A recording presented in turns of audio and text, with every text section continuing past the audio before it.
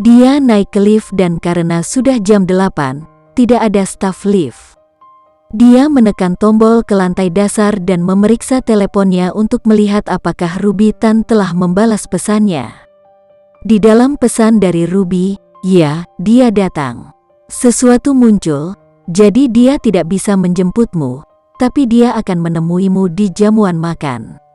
Saya pikir dia memesan mobil untuk menjemputmu."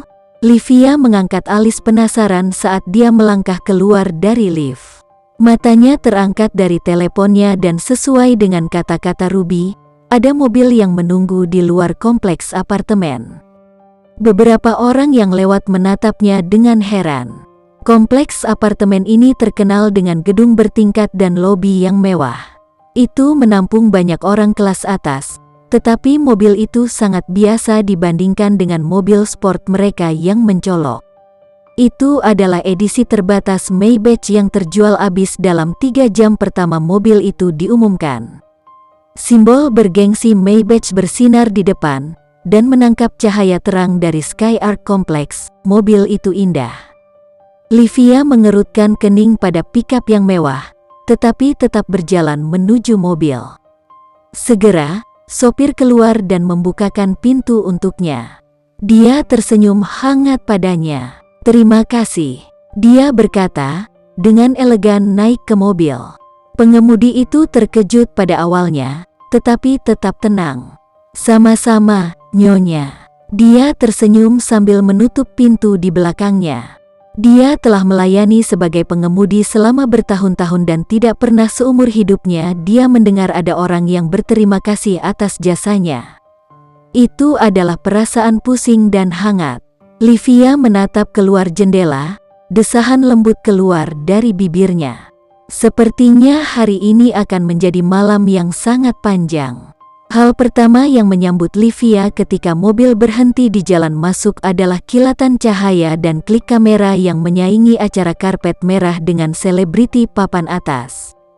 Nah, dalam hal ini, itu adalah sosialita Alice yang kekayaannya jauh lebih tinggi daripada selebriti. Jadi tidak mengherankan perjamuan ini akan menjadi acara besar. Livia menghela nafas pada paparazzi yang berkerumun dan lampu-lampu cemerlang yang begitu menyilaukan. Dia harus menutupi matanya. Meskipun jendela-jendelanya sangat berwarna, lampu-lampu masih menyala menembusnya. Dia gugup membayangkan menghadapi pusat perhatian setelah 2 tahun lama absen darinya. Dia hampir lupa bagaimana harus bersikap di depan paparazzi atau dengan anggun turun dari mobil. Dia menghirup udara untuk menenangkan sarafnya yang meningkat. Menghitung mundur dari 5, dia mempersiapkan diri untuk turun dari mobil. Ketika mobil di depan Maybach-nya akhirnya melaju pergi, Livia tahu bahwa ini adalah gilirannya untuk turun dari mobil. Dia dengan hati-hati melirik karpet buluh sebelum memutar matanya. Begitu mobilnya melaju ke awal karpet merah, kamera menyorot ke mobil mahal itu. Semua orang penasaran ingin melihat siapa yang akan menjadi pria atau wanita mempesona yang akan keluar dari mobil yang begitu kaya. Mereka menahan napas untuk mengantisipasi ketika sopir keluar dari mobil. Bahkan pengemudinya terlihat tampan dan tegap. Orang di dalam mobil pastilah sesuatu yang sangat berpengaruh. Sopir menggunakan tubuhnya untuk menghalangi pandangan orang dan kemudian membuka pintu ke celah kecil. "Siap, Bu?" dia bertanya, menghalangi kilatan terang kamera. Livia menarik napas dalam-dalam dan kemudian mengangguk. "Siap," dia dengan tegas berkata. Sopir memberinya anggukan konfirmasi sebelum melangkah ke samping dan membuka pintu dengan penuh kemuliaan.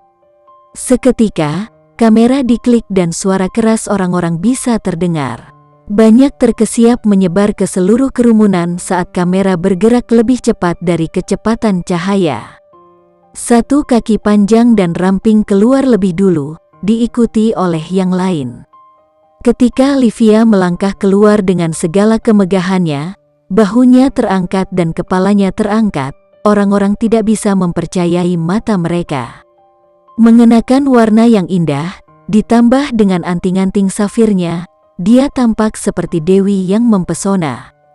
Ketika dia tersenyum dan dengan anggun melambai ke kamera, kekacauan pun terjadi.